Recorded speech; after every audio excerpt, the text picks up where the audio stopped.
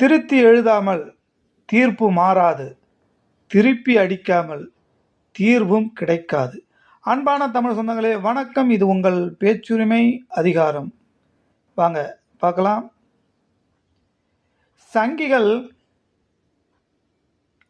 ஒரு முழக்கம் போடுகிற போது என்ன சொல்கிறானுங்கன்னா, அவனுங்களே உண்மையை ஒத்துக்கிறானுங்க.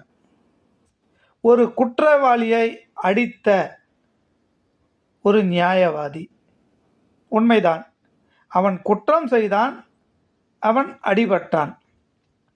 ஒரு காலியாக கிடக்கும் ரோட்டில் ஸ்கூட்டரை கொண்டுட்டு போயிட்டு வழிமறித்ததும் இல்லாமல் அவன் திருப்பி ஒரு மாபெரும் தலைவரை முறைப்பானாம்.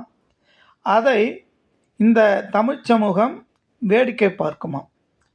இந்த தமிழ் சமூகம் அறிவில்லாத சமூகம் அல்ல.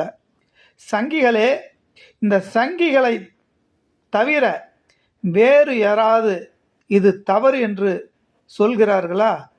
இல்லை, சொல்ல மாட்டார்கள். ஏனென்று சொன்னால் அவர்களுக்கு தெரியும் திருமா யார் என்று.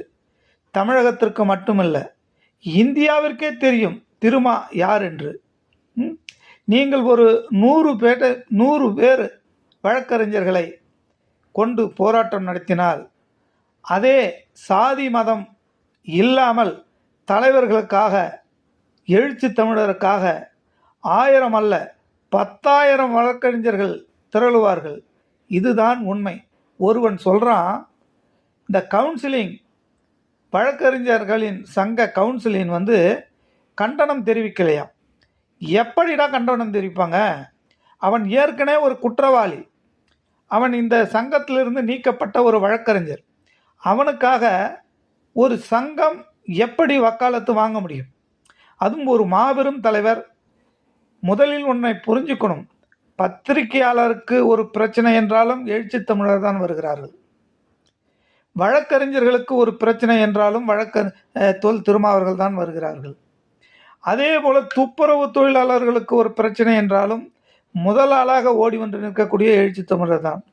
ஏன் டாக்டர்களுக்கு ஒரு பிரச்சனை, சங்கத்திற்கு ஒரு பிரச்சனை என்றால் முதலாக வருவது எழுச்சி தமிழர் தான். இந்த தமிழகத்திற்கு ஒரு பிரச்சனை என்றால் முதலில் பாராளுமன்றத்தில் ஒலிக்கக்கூடிய குரல் எழுச்சி தமிழர் குரல் தான்.